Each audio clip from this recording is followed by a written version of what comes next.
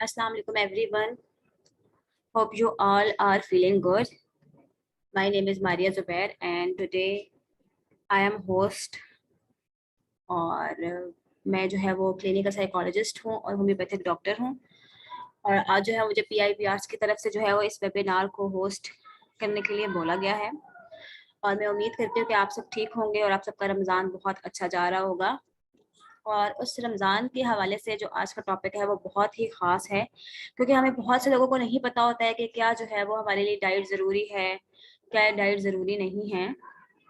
तो उसके हवाले से जो है वो हमारे साथ मैम हुमा शहबाज जो है, उम्मीद है कि वो आ गई होंगी और वो ठीक होंगी। उनको मैं बहुत शुक्रिया अदा करना चाहूँगी कि उन्हें जो है वो हमें टाइम दिया इस इम्पोर्टेंट टॉपिक पे बात करने के लिए। Thank you so much ma'am. अस्सलाम वालेकुम, कैसी हैं आप खुद को अनम्यूट कर सकती हैं। अस्सलाम वालेकुम। Thank you so much. अस्सलाम वालेकुम, मेरी वॉइस क्लियर है? जी वालेकुम अस्सलाम, मुझे अभी आपकी आवाज आई है। आप ठीक हैं?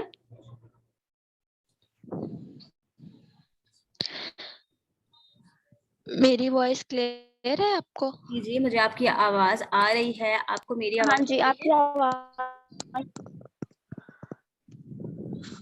और उम्मीद है कि आपका रमजान अच्छा जा रहा होगा। मैम अब मुझे आपकी आवाज नहीं आ रही। अस्सलाम वालेकुम।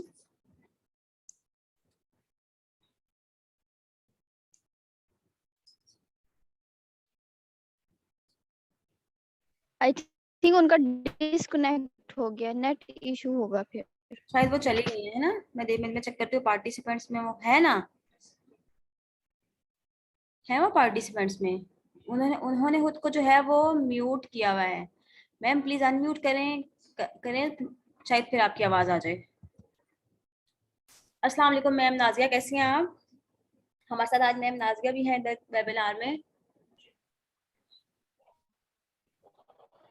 वालेकुम सलाम, मैं ठीक हूँ। मैम आप कैसी हैं? जी अल्हम्दुलिल्लाह, मैं भी बिल्कुल ठीक हूँ।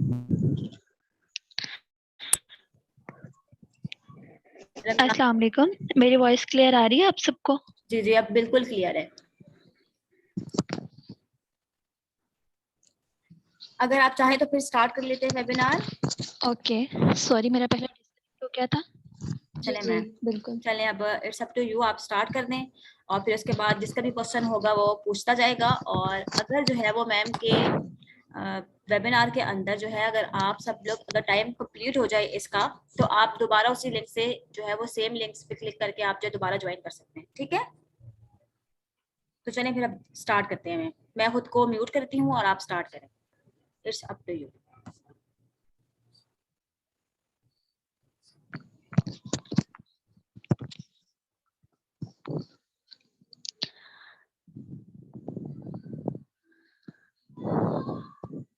ओके, सो हम इसको स्टार्ट करते हैं। Myself Homa Shehbaz, I am a consultant nutritionist and dietitian. Currently I am working at Mayo Hospital Lahore. So हमारा जो आज का टॉपिक है वो है रमज़ान से रिलेटेड कि हमें रमज़ान में जो है वो किस तरह की डाइट लेनी चाहिए। अब आप जो एक दफ़ा फिर से बता दें कि मेरी वॉइस क्लियर है आपको, क्योंकि मुझे आपकी वॉइस क्लियर नहीं आ रही थी। मेरी क्लियर आ रही है आपको? जी मैम, आपकी आवाज बिल्कुल क्लियर है अभी। ओके ठीक है, फिर हम इसको कंटिन्यू करते हैं। चलिए सबसे पहले हम ये देख लेते हैं कि रमज़ान में हम जो रोज़े रखते हैं तो ये रोज़ा रखना हमारी सेहत के लिए कैसा है।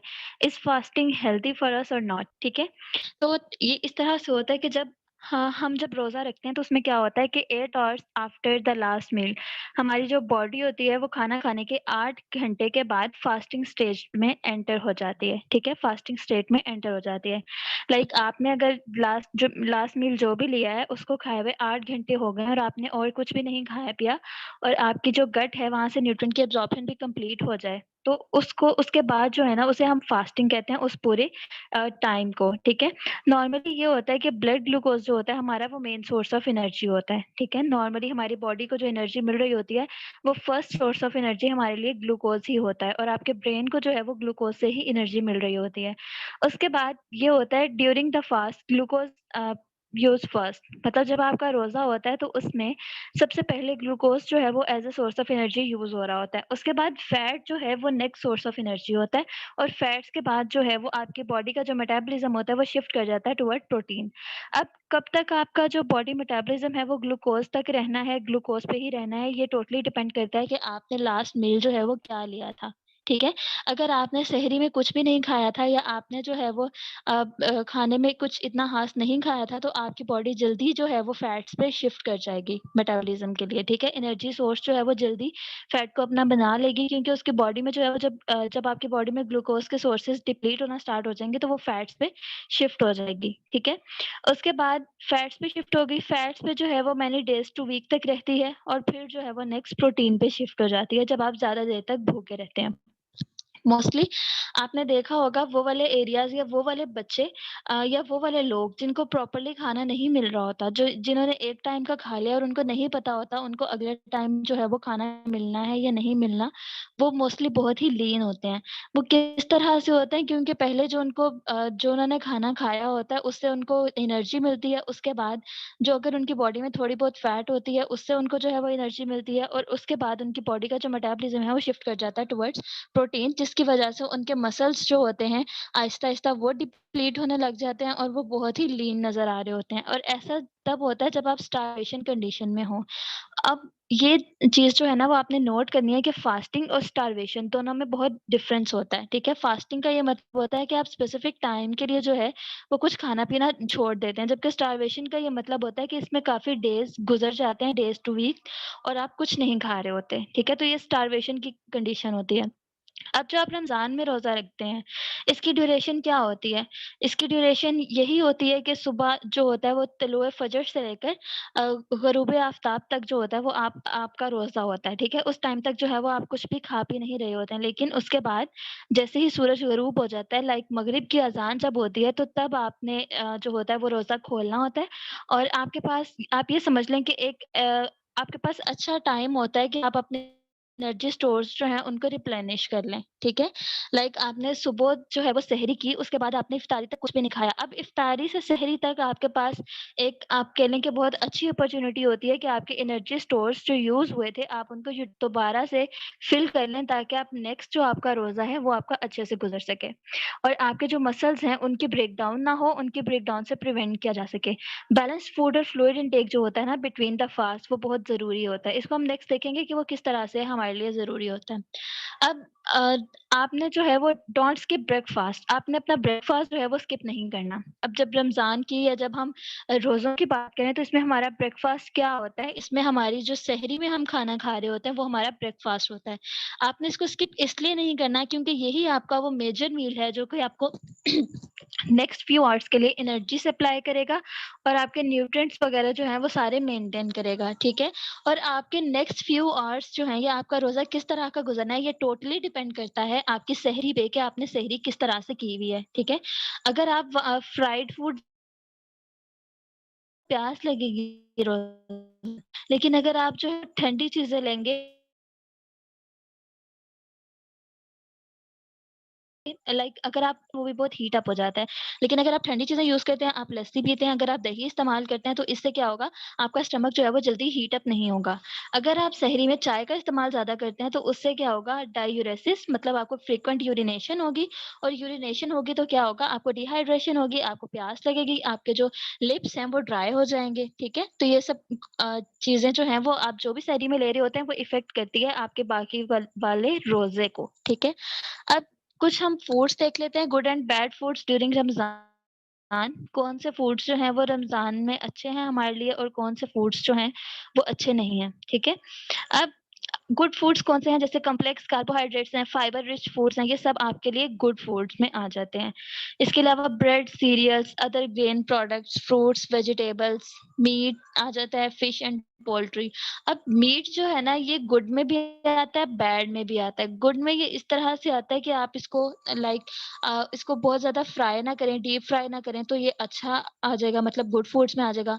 और अगर आप इसको बहुत डीप फ्राई करके लेंगे तो ये आपका बैड फूड्स में आ जाएगा। इसके अलावा मिल्क, चीज़ एंड योगर्ट्स वगैरह हैं, और फैट्स एंड शुगर्स बहुत कम क्वांटिटी में आप इनको ले सकते हैं, लेकिन आप इनको ज़्यादा क्वांटिटी में ना लें। हम इसको नेक्स्ट देखेंगे कि ज़्यादा क्वांटिटी में अगर हम इसको लेते हैं, तो ये किस तरह से हमारे लिए बैड फूड्स का रोल प्ले करती है। आपने avoid heavily processed and fast लिखा हुआ है यहाँ पे, लेकिन यहाँ पे फैट बर्निंग फूड्स। आपने हाईली प्रोसेस्ड और फैट बर्निंग फूड्स जो है ना उनको अवॉइड करना है। हाईली प्रोसेस्ड फूड्स जो होती हैं उसमें ये होता है रिफाइंड कार्बोहाइड्रेट्स होते हैं, और इसके अलावा जो है उसमें फैट्स भी होती हैं, और उसमें थोड़ी क्वांटिटी में जो है ना वो सॉल्ट भी होता है। और आपको पता है कि जब हम सॉल्टी चीजें लेते हैं तो उससे हमें प्यास ज्यादा लगती है, ठीक है। इसके अलावा आपने फैट बर्निंग फूड्स को अवॉइड करना है, क्योंकि जब हम फैट बर्निंग फूड्स लेते हैं ना तो इनसे हमें प्यास में ज्यादा लगती है। मोस्टली आपने ये चीज ऑब्जर्व की होगी, जब आप ग्रीन टी वगैरह पीते हैं या आप कोई भी कहवा यूज करते हैं तो उससे क्या होता है कि आपको प्यास लगती है, और ठीक है, तो वो मोस्ट आपकी बॉडी में फैट को बर्न कर रहे होते हैं, जिसकी वजह से थोड़ी सी हीट प्रोड्यूस होती है, और उस हीट को न्यूट्रलाइज करने के लिए आप जो है वो वाटर इनटेक करते हैं, और फिर आपकी बॉडी से जो हीट है ना वो आपको ज्यादा गर्मी नहीं लगती, आप ये कह सकते हैं इसको, ठीक है। उसके अलावा कुछ मेथड्स हैं जो कि आपको अवॉइड करने चाहिए ड्यूरिंग रमजान इन सहरी एंड इफ्तारी। वो कौन कौन से हैं? डीप फ्राइंग या एक्सेसिव ऑयल वगैरह जो है ना, इन सब चीजों को आपने अवॉइड करना है, ठीक है। अब इनके अल्टरनेट मेथड्स क्या हो सकते हैं कि आप डीप फ्राई के बजाय जो है वो शैलो फ्राई करें। इसके अलावा एयर फ्रायर भी होता है, ग्रिलिंग कर लें या बेकिंग कर लें। और ऑयल जो आपने खाना वगैरह में इस्तेमाल करना है ना वो आप मेजर करके डालें, ठीक है। मेजर करके डालेंगे तो उससे ये होगा कि आप एक्सेसिव क्वांटिटी जो है वो नहीं डालेंगे, और फिर आपके जो आपको प्यास लगनी है बहुत ज्यादा, वो प्यास वगैरह आपको नहीं लगेगी। नेक्स्ट एक क्वेश्चन आ जाता है जी, what should I eat at सुहूर एंड इफ्तार? इफ्तारी और सहरी के वक्त जो है वो हमें क्या खाना चाहिए?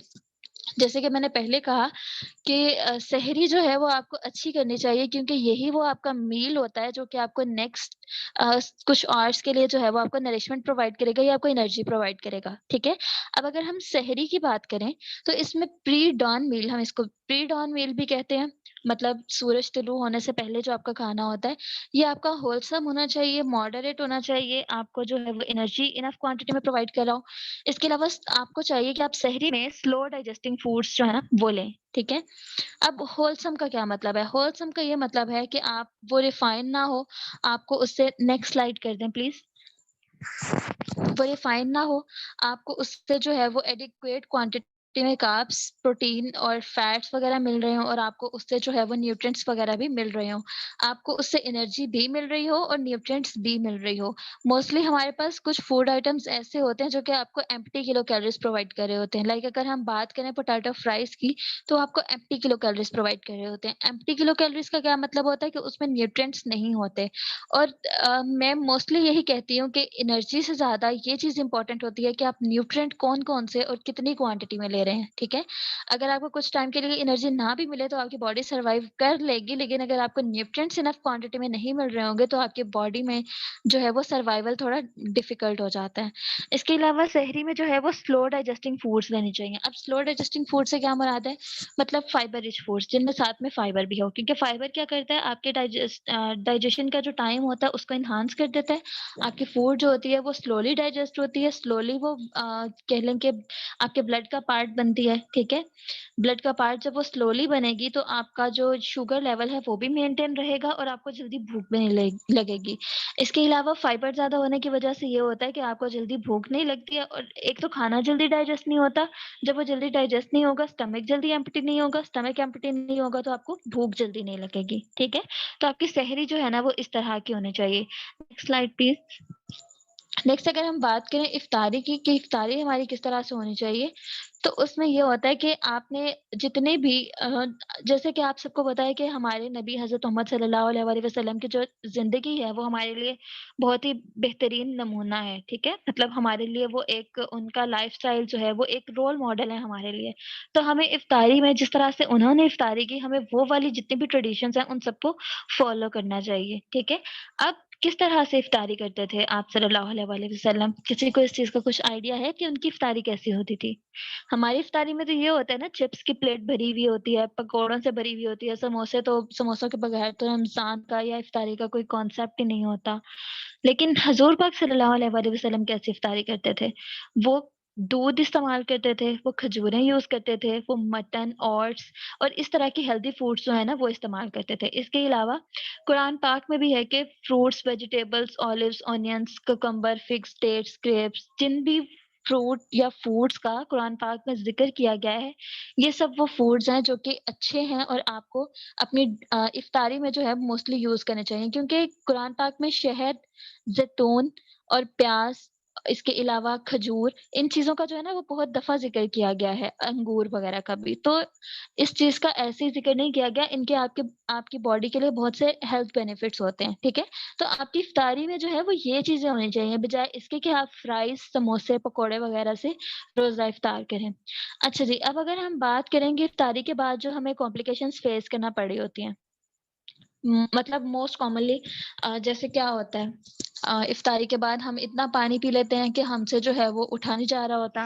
इफ्तारी हम कर तो लेते हैं मगर उसके बाद साथ ही मगरिब की नमाज़ पढ़नी होती है तो हमसे वो भी नहीं पढ़ी जा रही होती। क्यों? क्योंकि हमने पानी बहुत ज़्यादा पी लिया होता है। पानी हम बहुत ज़्यादा क्यों पीते हैं? क्योंकि हमने समोसे पकोड़े बहुत खाए होते हैं और ये ऑयली चीज़ें होती हैं और जितना आप ऑयली फूड्स का इंटेक करेंगे, उतने आपको प्यास ज़्यादा लगेगी। और इसके अलावा हम मीठे शरबत जो होते हैं लाइक रूह अफ़ज़ा हो गया जिसमें चीनी बहुत ज़्यादा डली होती है, हम इस तरह के आइटम्स को बहुत ज़्यादा यूज़ करते हैं। जब इस तरह के आइटम्स को जो है वो हमें अवॉइड करना चाहिए, ठीक है? इस तरह के मील्स, क्योंकि इनसे क्या होता है कि आपका पोस्टप्रेंडियल हाइपरग्लाइसीमिया कॉज़ हो जाता है, ठीक है? मतलब खाना खाने के बाद आपका जो ग्लूकोज़ लेवल है वो रेज़ कर जाता है। जब वो रेज़ कर जाएगा तो उससे क्या होगा कि वेट गेन भी होगा, ठीक है? तो रमज़ान जो होता है ना, आप ये कह लें कि अल्लाह ताला ने 12 महीनों में 1 महीना जो आपको ये रमज़ान का दिया, जिसमें आपने रोज़े रखने होते हैं, तो ये अल्लाह ताला ने इसमें भी अल्लाह ताला की मसलहत है। वो किस तरह से कि जब आप रोज़ा रखते हैं ना, तो उससे क्या होता है आपकी बॉडी में जितने हार्मफुल सब्सटेंसेस होते हैं, जैसे कि मैंने सबसे पहले बताया था कि बॉडी सबसे पहले ग्लूकोज़ को यूज़ करती है as a source of energy, उसके बाद फैट्स को, ठीक है? तो जब वो फैट्स भी आती है ना, तो तब आपकी बॉडी में जितने भी इस तरह के ऑर्गेनेलिज़ वगैरह या जितने भी ऐसे आइटम्स या ऐसे कंपोनेंट्स होते हैं जिनको नॉर्मली बॉडी में जिनकी ज़रूरत नहीं होती, तो बॉडी उनको भी एक्स्ट्रा समझ के एनर्जी के सोर्स के तौर पे यूज़ करती है। तो उससे क्या होता है कि आपकी बॉडी में जितने भी एक्स्ट्रा या आप ये कह लें कि जितने भी हार्मफुल सब्सटेंसेस होते हैं, हार्मफुल मटेरियल्स होते हैं, वो सब आपकी बॉडी से निकल जाते हैं, या ये समझ लें कि आपकी बॉडी उनको यूटिलाइज़ कर लेती है for the purpose of energy, और वो फिर आपकी बॉडी में नहीं रहते हैं, जिसकी वजह से उन्होंने जो है वो आगे जाके डिज़ीज़ कॉज़ करना थी, और अब वो आपको कोई भी डिज़ीज़ वगैरह जो है ना वो कॉज़ नहीं करेंगे, ठीक है? तो इसलिए आपको इफ्तारी में ये रमज़ान जो है वो रमज़ान में रोज़े रखने की वजह, या ये कह लें कि रमज़ान में जब आप रोज़े रखते हैं तो उसके बाद पहले जो लोग थे, वो रोज़ा रखने के बाद जो है ना खुद को बेहतर फ़ील करते थे। लेकिन अब जो लोग, हम रोज़ा रखते हैं, हम रोज़ा रखने के बाद खुद को मज़ीद बीमार फ़ील करते हैं। हम इफ्तारी करते हैं, इफ्तारी करने के बाद ही हम लेट जाते हैं, भई मेरे पेट में दर्द हो रहा है, मेरे जो है वो इधर बाजू में दर्द होने लग गया है, मेरा जो है वो मेरी पूरी बॉडी जो है वो इतनी सुस्त हो गई है, मेरे से तो अब उठा नहीं जा रहा। तो ये सब चीज़ें क्या हैं, क्योंकि हमारी इफ्तारी में जो फूड आइटम्स हम यूज़ कर रहे हैं ये अच्छी नहीं है।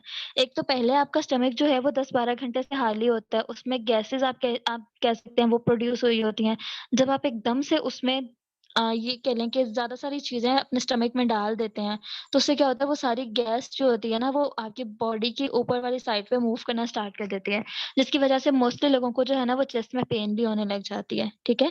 तो ये कुछ चीज़ें होती हैं या हेल्थ इश्यूज़ आप इनको कह सकते हैं ड्यूरिंग रमज़ान, जिसमें एक ये आ जाता है कि कुछ लोगों को, एक तो कुछ लोगों को पहले ही डायबिटीज़ होती है, लेकिन कुछ लोग ऐसे होते हैं जिनको डायबिटीज़ तो नहीं होती, लेकिन रमज़ान में उनको वो डायबिटीज़ वाले सिम्पटम्स आते हैं। वो किस तरह से आते हैं? क्योंकि वो बहुत ज़्यादा खा लेते हैं इफ्तारी में और बहुत ज़्यादा मीठे मशरूबात जो होते हैं उनका इस्तेमाल करते हैं, जिसकी वज़ह से उनको हाइपरग्लाइसीमिया हो जाता है और वेट गेन होता है, और उसके बाद आहिस्ता-आहिस्ता जो है वो उनको ये वाली कॉम्प्लिकेशंस लाइक उनको डायबिटीज़ वगैरह जो है ना फेस करना पड़ते हैं।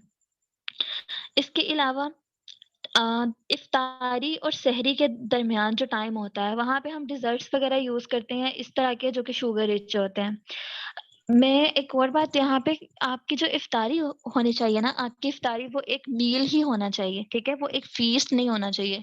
फीस्ट समझते हैं ना क्या होता है? जैसे ओकेजनल फूड होते हैं हमारे, लाइक अगर आप शादी पे गए हैं तो उसमें हर तरह का खाना होता है, बहुत ऑयली भी होता है, बहुत स्पाइसी भी होता है, डिजर्ट्स भी होते हैं, उसमें फ्राइड आइटम्स भी होते हैं, ठीक है? तो वो एक फीस्ट टाइप आप उसको समझ सकते हैं। लेकिन जब आप इफ्तारी करें तो आपकी इफ्तारी आपके नॉर्मल खाने से डिफरेंट नहीं होनी चाहिए, ठीक है? रमजान का मकसद क्या है? अगर हम इसको साइंटिफिकली भी देखें ना, तो जब आप रोज़ा रखते हैं, पूरा दिन रोज़ा रखने के बाद जब आप अ, रात को मतलब मगरिब के टाइम जब आप खाना खाते हैं, तो आपकी बॉडी में जितने हार्मफुल सब्सटेंसेस होते हैं, जैसे मैंने पहले भी बताया, तो वो बाकी वाले दिन में यूटिलाइज़ हो जाते हैं। बजाए इसके कि वो आपको हार्म पहुँचाएँ कोई भी, तो वो बॉडी उनको यूज़ कर लेती है। उसके बाद एक और बात मैं यहाँ पे डिस्कस करना चाहूँगी। अल्लाह ताला ने इफ्तारी का टाइम रखा मगरिब का, ठीक है?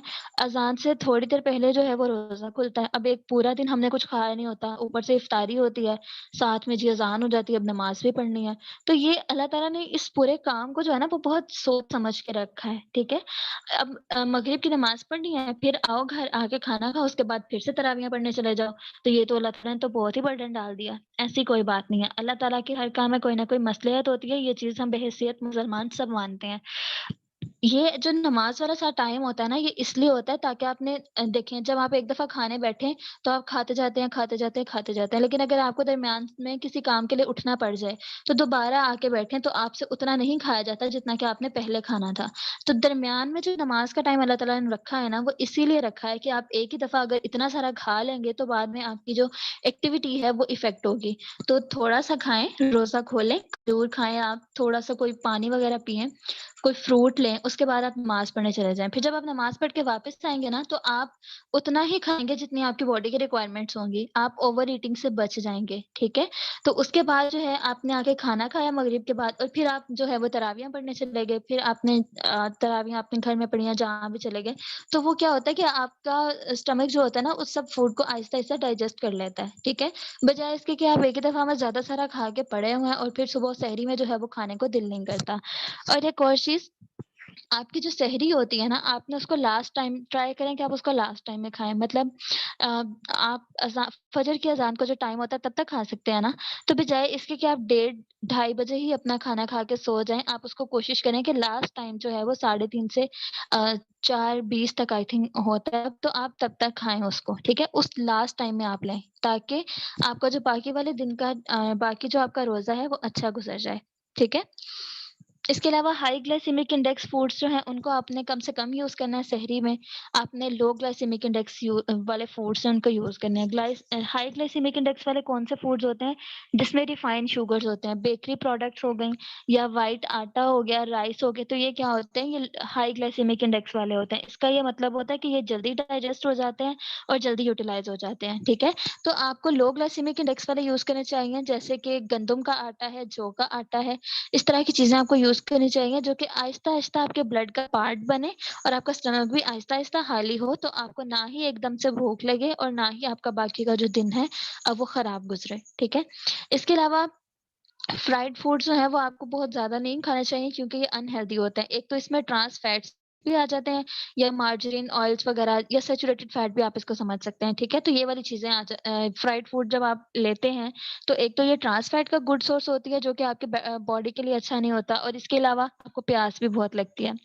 इसके अलावा क्या होता है कि आपकी फिजिकल एक्टिविटी या आपका स्लीपिंग पैटर्न जो है वो सारा चेंज हो जाता है, जिसकी वजह से आपका मेटाबॉलिज्म इफेक्ट होता है, और उसकी वजह से जो है ना वो वेट गेन होता है। रमज़ान में वेट गेन करना अच्छी बात नहीं है, क्योंकि इस तरह से जो वेट गेन होता है ना, वो आपका फ्राइड आइटम्स खा के होता है, और आपका जो है वो हाइली प्रोसेस्ड फूड्स, या ये कह लें कि शुगरी फूड्स खा के आपका वेट गेन होता है, जो कि अच्छी चीज़ नहीं है। और ये वेट जो होता है ना, ये फैट मास होता है, जो कि आपको फर्दर हेल्थ इश्यूज़ कॉज़ कर सकती है, जिसमें आपके कार्डियक इश्यूज़ भी हो सकते हैं, आपको डायबिटीज़ भी हो सकती है। इसके अलावा arthritis, joints pain, kidney pains, ये सब चीज़ें भी आती हैं। आप रमज़ान जो है वो वेट लॉस के लिए बहुत अच्छा है। आप अपने फूड्स को जो है वो मॉडरेट क्वांटिटी में लें, जितने नॉर्मली आप लेते हैं बस उतना ही लें। इसके अलावा आप शुगरी चीज़ें अवॉइड करें, आप फैटी फूड्स अवॉइड करें, तो आपका वेट लॉस जो है ना वो बहुत अच्छा हो जाएगा, ठीक है? तो ये वेट लॉस जो है ये आपकी हेल्थ के लिए भी अच्छा होता है। ओके, इसके अलावा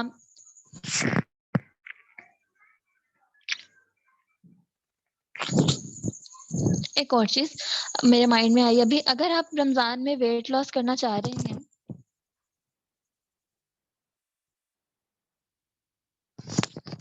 अगर आप रमजान में वेट लॉस करना चाह रहे हैं तो आप इस तरह से कर सकते हैं कि आप इफ्तारी से पहले जो 30 मिनट्स होते हैं वो आप लाइट सी वॉक कर लें, तो वो भी काफी हेल्पफुल होती है आपकी फैट को बर्न करने के लिए। ठीक है, इस तरह से आप अपना वेट लॉस कर सकते हैं। दूसरा, फैटी फूड्स अवॉइड करें और सॉरी जितने भी शुगरी ड्रिंक्स हैं उन सबको अवॉइड करें। ओके, यहाँ तक था हमारा आज का सेशन। अब आपका कोई क्वेश्चन हो तो आप उससे पूछ सकते हैं। Thank you so much ma'am, आपका आज का वेबिनार बहुत ज़्यादा जो है वो इन्फॉर्मेटिव था। बाकी यहाँ पे क्वेश्चंस आ रहे हैं, मैं आपसे पूछती हूँ, आप बताते जाइएगा। वो कह रही हैं कि सहरी में मिल्क लेना बेनिफिशियल है, योगर्ट। ये कैंडी क्रश है, वो पूछ रही हैं आपसे। आपको मेरी आवाज आ रही है?